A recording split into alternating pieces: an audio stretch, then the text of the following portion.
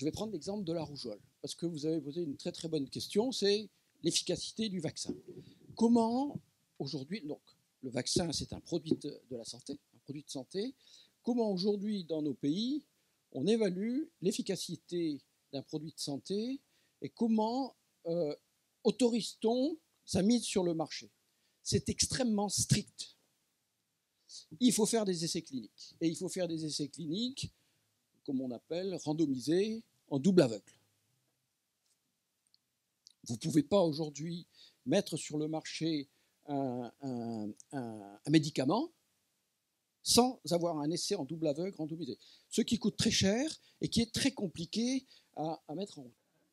Alors, maintenant est-ce qu'avec les vaccins, on a ces essais cliniques randomisés robustes qui permettent d'obtenir une autorisation de mise sur le marché? Eh bien, contre la rougeole, avec les méthodologies modernes dont je vous parle, double aveugle, randomisé, etc., il n'y a pas. Il n'y a pas, c'est zéro. Ça ne veut pas dire qu'il n'y a pas eu quelques petites études autrefois, mais aujourd'hui, et ce n'est pas moi qui le dis, c'est écrit par l'OMS, etc., il n'y a pas. Alors, qu'est-ce que disent les experts vaccinalistes? Ils disent, bon, c'est sûr, on n'a pas d'essais cliniques randomisés, double aveugle, blablabla, mais on a des concordances épidémiques. Ça veut dire quoi? Ça veut dire qu'on regarde, par exemple, ça, c'est la rougeole, la mortalité aux États-Unis. On regarde s'il y a une concordance entre l'arrivée du vaccin, l'introduction, comme on dit, du vaccin dans le pays, et puis une modification de l'épidémiologie de la maladie. Alors, vous voyez que concernant la mortalité, le vaccin arrive ici et la maladie a disparu bien avant. Enfin, en termes de mortalité. Bon, alors vous pouvez dire, on n'a peut-être pas d'essais cliniques randomisés en double aveugle démontrant que, on n'a peut-être pas d'effet sur la mortalité, enfin pas d'effet prouvé sur la mortalité, puisque le vaccin arrive après, mais faute de quoi, on peut regarder une grande ouverture d'esprit si, par exemple, il y a des essais cliniques montrant un effet sur la morbidité, c'est-à-dire la survenue des cas déclarés par les médecins, ou bien regarder non pas la mortalité, mais le nombre de cas déclarés. Premier argument, les essais cliniques anciens. Alors, j'ai une discussion en ce moment avec mon éditeur pour essayer de retrouver à tout prix, pour ne pas être attaqué par la suite, si on a des anciens essais cliniques testant le vaccin dans des populations X. Alors là, vous voyez, on est remonté en 1960, et j'ai pris celui-là parce qu'il est intéressant, parce qu'il est représentatif des autres. On est en 1960, on est à New York, et ils vont tester un vaccin vivant, c'est très, très important, chez des enfants ayant hospitalisés pour des problèmes, vous voyez, hydrocéphalie, mongolie, tout ça. À l'époque, on faisait beaucoup les essais cliniques comme ça, dans les hôpitaux psychiatriques, par exemple, mais pas simplement pour les vaccins. Et vous voyez, un groupe inoculé 23 et un groupe contrôle 23 non inoculés. Donc, ils en ont pris 23 et il n'y a pas de double aveugle. Alors, les médecins savent très bien qu'est-ce qu'ils ont fait. Alors, la suivante, et regardez le type de document, c'est la préhistoire de la médecine. On est dans le New England Journal of Medicine, et voilà qu'est-ce qu'on nous montre. Alors, sur les 23 vaccinés, il y a 0 maladie. Sur les contrôles dans le même ward, c'est l'unité, si je puis dire, l'unité hospitalière. Alors, il y a et puis ils prennent une autre unité et ils voient donc au moment de l'arrivée de la rougeole, ils voient des cas, aucun cas chez les vaccinés, un certain nombre de cas, 17 sur 23 chez les non-vaccinés, et dans un autre bâtiment, ils en ont 30 sur 50. C'est pas du double aveugle, c'est pas randomisé, c'est inacceptable, selon les pratiques modernes. Bon, en plus, le vaccinateur, c'est Merck, c'est un industriel, il a intérêt, il veut vendre, c'est normal. Bon. Vous voyez, ça, c'est le type d'argument qui aujourd'hui est utilisé par l'OMS, par l'INSERM, par le ministère de la Santé d'aujourd'hui pour défendre l'idée que le vaccin contre la rougeole, c'est efficace.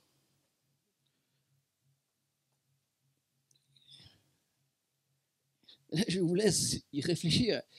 Pour moi, vous voyez, c'est pas crédible. Pourquoi c'est pas crédible? Parce que il s'est passé 7 semaines. Vous voyez, c'est un vaccin qui n'est pas très efficace, on le sait. On en a eu 3 autres versions depuis. Et là, ils nous disent que en 7 semaines, ils sont totalement protégés. Ça, je suis désolé, mais ça n'existe pas en médecine. Voilà, il y a toujours des défaillances, il y a des non-répondeurs, il y a tout ce que vous voulez. 7 semaines, une protection totale. Vous voyez, le vaccin de la rougeole, à l'heure actuelle, on l'injecte à 5 mois. Non. Non, le ROR, c'est 12, oui, je confonds avec le méningocoque. 12 et rappel à 10. Voilà. Donc, on sait que pour être efficace, il y a un délai d'à peu près 6 mois. Là, alors évidemment, ce sont des enfants qui sont plus âgés, hein, ce n'est pas des nourrissons. Donc, vous voyez, on ne peut pas, on peut pas foutre ça à la poubelle. Enfin, c'est difficile. 0 cas. Et puis, ce ne sont pas des escrocs, c'est des médecins des années 60, c'est des gens sympas. C'est pas crédible, mais c'est difficile, à valider. Alors, on voudrait avoir d'autres arguments que ça.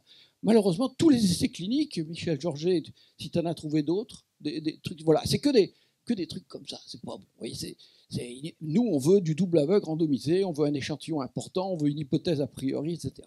J'ai encore 2 minutes. Bon, tous les autres sont à peu près de même facture. Si vous remontez aux années 60, hein, est-ce qu'on peut négliger leur existence?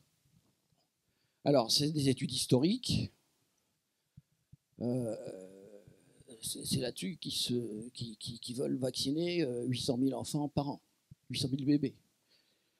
Alors, maintenant, les données épidémiologiques d'incidence par rapport à la mortalité. Donc, la suivante, s'il te plaît. Alors, voilà. Ça, c'est les données d'incidence, Reported Incidence Canada. Alors, vous voyez, c'est 2 vaccins. Bon, le Killed, il n'était pas efficace, on l'a remplacé. Il a même servi de vaccin contrôle. Alors, avant les vaccins, après. La suivante. Bon, vous voyez ça, on était là, on passe là. La ministre, elle dit, attendez, vous ne pouvez pas contester des données pareilles. C'est obligatoirement, c'est extraordinairement efficace. Voilà ce qui se passe aux États-Unis. Alors ça, c'est un vaccin qu'on a abandonné parce qu'il était inefficace. Le vaccin vivant, le 3 doses, ROR, l'équivalent du dose. Et là, vous voyez, on passe de là à là. Le fonctionnaire du ministère de la Santé, il dit, attendez, c'est indiscutable. Oui. Difficile, hein? La suivante. Si vous regardez l'incidence aux États-Unis, qu'est-ce qui s'est passé? Ça a diminué très régulièrement. Le premier vaccin, il ne compte pas, mais quand arrive le premier, la maladie s'est déjà effondrée. Vous comprenez ce que je veux dire là? Et quand arrive l'aurore, on est là. Oui, c'est un effondrement qui précède les vaccins.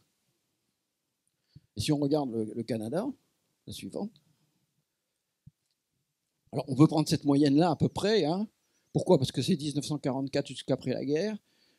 1964, vous voyez, la diminution était très nette. C'est des chiffres officiels. Et là arrivent les vaccins.